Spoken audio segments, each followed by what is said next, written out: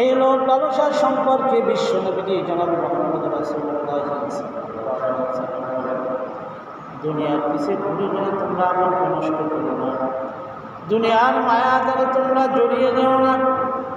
দুনিয়া কেমন এ সম্পর্কে একজন সাহাবী স্বপ্ন দেখলেন। তিনি স্বপ্ন দেখার পরে আখিরি পয়গম্বরের কাছে দৌড়ে গিয়ে হাজির হলেন। তিনি স্বপ্ন দেখতে পাইলেন তাকে পিছন থেকে বিষাক্ত সাপে ধাওয়া করতেছে, ভাগে দাওয়া করতেছে, ভাগের দাওয়া খেয়ে গাছে উঠেছে। গাছের থেকে যখন সেই ধাওয়া খেয়ে সাপটি আস্তে আস্তে পড়ে যখন ভাবে তার লোকটি নিকট গাছ ও সাপটি বেয়ে উঠেছে, এবার ডাল ধরে ঝুলে রয়েছে। আর যেই বরাবর তিনি ঝুলে রয়েছে তার ভিতরে দেখে বিশাল এক কুয়া, কুয়ার ভিতরে এক সাপ, কুয়ার ভিতরে এক সাপ হা করে রয়েছে। আবার কেউ বা বলেছেন আবার কেউ বা বলেছেন ওই কুয়ার ভিতরে হা করে পড়ে রয়েছে। তিনি পড়ে গেলেই ওই কুয়ার ভিতরে আবার তিনি বাঘের মুখে পড়ে যাবেন। টেনশন হয়ে গেল, কী করবে, ডালটা ছিঁড়ে জানি পড়ে যাওয়ার উপক্রম। এমনই অবস্থা উপরের দিকে তাকাইছে, হা করে তাকাইয়া গেছে। অমনির উপর থেকে মৌসাকের বাসা, ওই মৌসাকের বাসার থেকে এক ফোঁটা মধু তার মুখের ভিতরে পড়ল। মুখের ভিতরে পড়তেছে ফোটায় ফোটায়, আর তিনি আস্তে আস্তে করে চেটে চেটে খাইতেছে। মধু পাওয়ার পরে তার খাওয়ায় তো আনন্দ, সব ভুলে গেলেন, সাপের কথাও ভুলে গেলেন, নিচে যে কূপ আছে তার কথাও ভুলে গেলেন, শুধু মধু খাইতেছে আর মধু। ঘুম ভেঙে গেল, দৌড়ে গিয়ে হাজির হয়ে গেলেন ঘুমের এই স্বপ্নের মর্মতা খুঁজে বের করার জন্য কার কাছে যাবেন। দৌড়ে গিয়ে হাজির হল। এবার বলতে রইলেন, নবী আমি এই স্বপ্ন দেখতে পাইলাম, আপনি কি বলেন? আমি স্বপ্ন বুঝলাম না।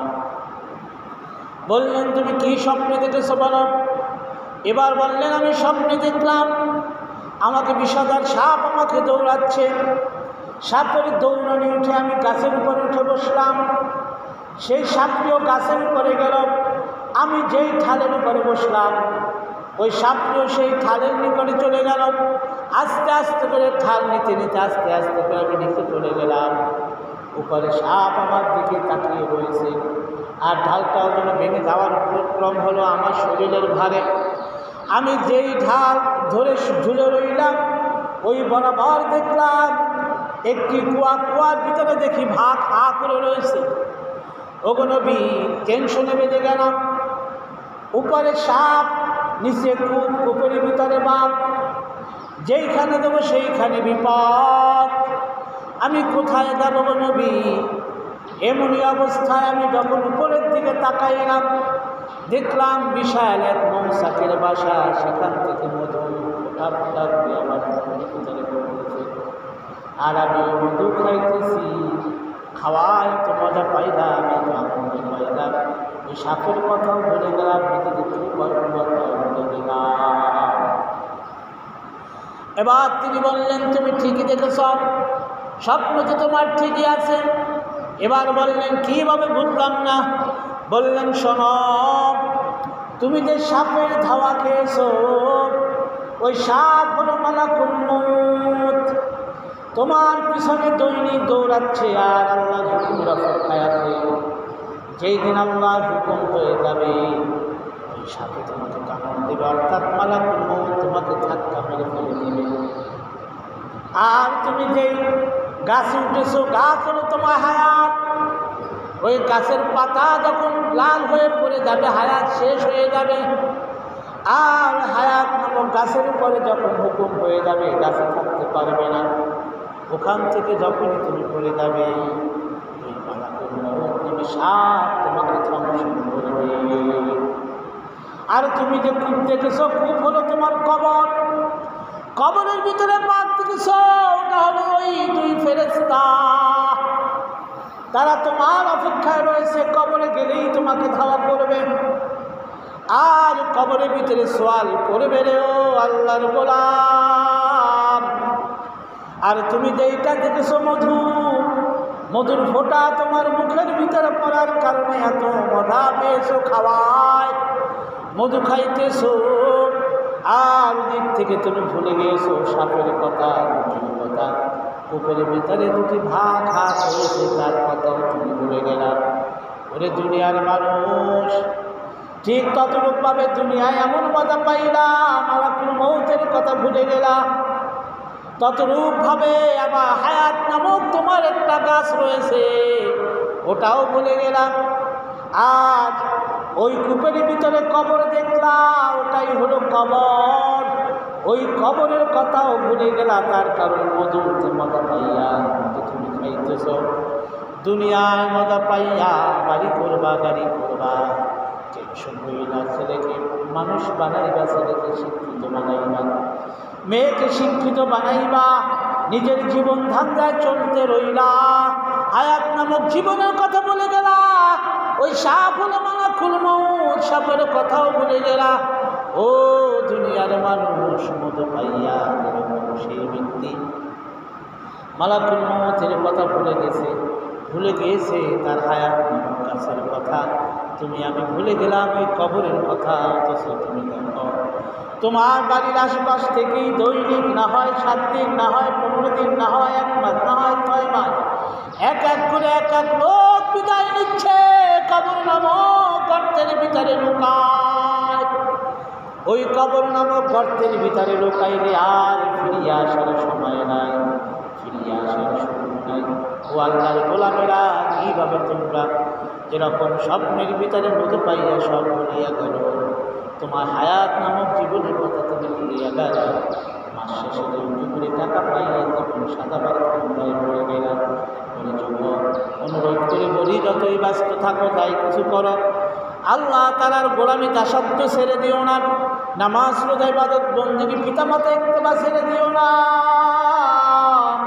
মনে রেখো, যত দূর দূরান্তই থাকো না কেন, মালাকুল মউত তোমার কাছে হাজির।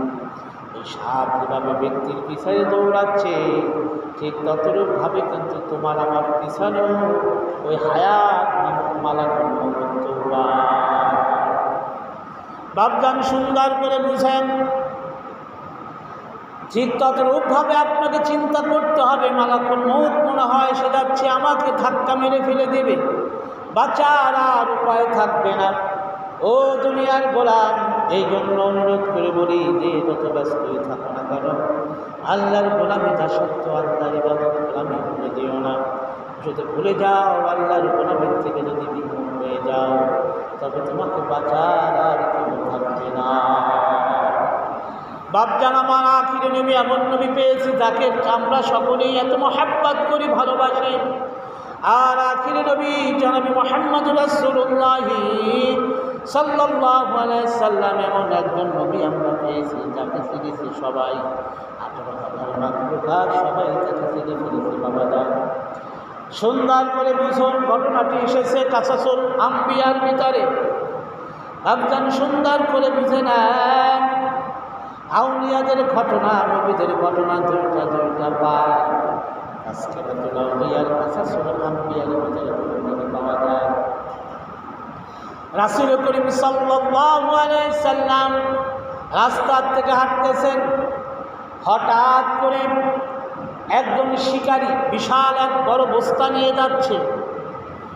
আর ওই বস্তা নিয়ে যখন বিশ্ব নবীজির কাছে থেকে চলে যাচ্ছে, ওই শিকারীকে জিজ্ঞাসা করা হলো, বিশ্ব নবীকে জিজ্ঞাসা করতেছে, ও শিকারী, তোমার এই বস্তার ভিতরে কি?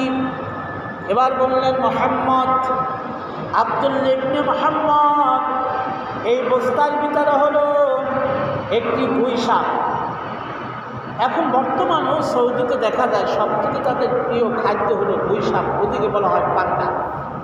পান্ডা নামে একটি প্রাণী গুই সাপের মতো, এটা তাদের খুব প্রিয় খাদ্য।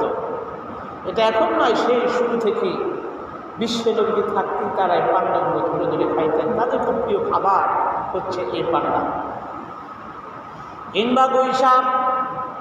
এইবার বিশ্ব নবীজি বললেন, ও শিকারী, এই সাপটা, এই গুই সাপ তোমার বস্তার ভিতরে? বলে, হ্যাঁ। ওগো ইবনে মুহাম্মদ, শোনো, এই গুই সাপটা আমি 3 মাস পর্যন্ত দৌড়াচ্ছি, কিন্তু ধরতে পারি না, খুব চালাক। ওই এত চালাক, ওকে ধরার মতো কোনো আমার ক্ষমতাই থাকে না। 3টা মাস পরে আজকে ধরেছি। বিশ্বনবীজি বললেন, ও শিকারী, সাপটা ছেড়ে দাও, গুই সাপটা ছেড়ে দাও, দেখি গুই সাপটা কোথায় যায়। এবার শিকারী বলল, ও মুহাম্মদ, এই গুই সাপ যদি ছেড়ে দেই, গুই সাপ কি থাকবে? গুই সাপ তো দৌড়াবে। শুধু তাই নয় মুহাম্মদ, শোনো, এই গুই সাপটি এত চালাক, যখনই একটু সুযোগ পায়, মানুষের পায়ের শব্দ পায়, গুই সাপ আসতে খান খারাপ হয়ে যায়, তাকে ধরার আর ক্ষমতা থাকে না। ও মুহাম্মদ, বিশ্বাস করো, অনেক দিনের 3টা মাস পরে আমি এই গুই সাপকে ধরেছি, এটাকে ছেড়ে দেওয়ার কথা বলিও না। এবার বললেন, বিশ্বনবীজি বললেন, তুমি ছেড়ে দাও, তোমাকে ছেড়ে দেওয়ার জন্য বলেছি, তুমি ছেড়ে দাও, আমি দেখব কোথায় যায়। আমার বিশ্বাস এই গুই সাপ